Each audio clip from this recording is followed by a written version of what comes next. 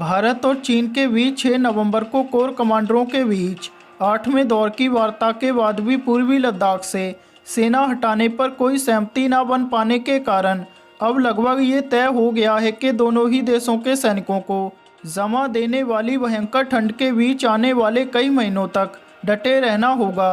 ऐसे में भारतीय सेना ने हाल ही में अपनी मजबूती और बढ़ाते हुए भारतीय नौसेना के मरीन कमांडोज यानी मार्कोस को पेंगोंग झील क्षेत्र में तैनात कर दिया है। इसके बाद पेंगोंग झील पर मौजूद सेना को और मजबूती प्रदान करने के लिए भारत पेंगोंग झील में अपनी पेट्रोलिंग क्षमता बढ़ाने जा रहा है। सुरक्षा सूत्रों का कहना है कि विशेष क्षमताओं वाली 2 दर्जन स्वदेशी बोट्स जल्दी ही 14,000 फीट की ऊंचाई पर पेंगोंग झील तक पहुंच जाएंगी।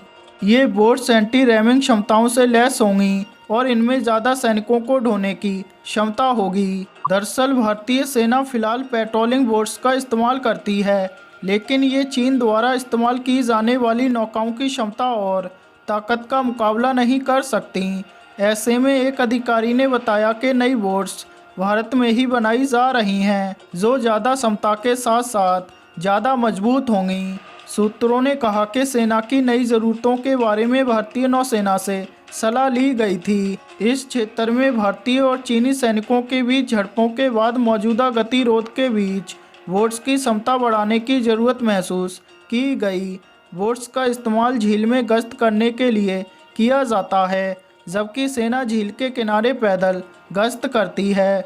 ऐसे में तेज टक्कर सहने की क्षमता के अलावा ऐसी नावों की ज़रूरत थी जिसमें ज़्यादा सैनिकों को पेट्रोलिंग पर भेजा जा सके।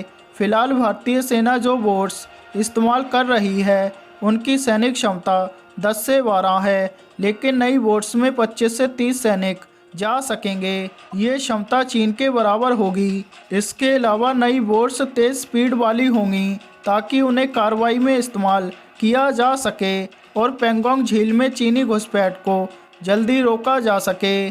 सूत्रों ने कहा कि नई बोट्स 1 साल के भीतर तैनाती के लिए तैयार हो जाएंगी।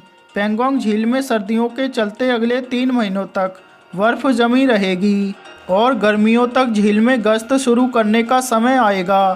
तब तक उम्मीद है कि नई बोट्स की तैनाती हो जाएगी।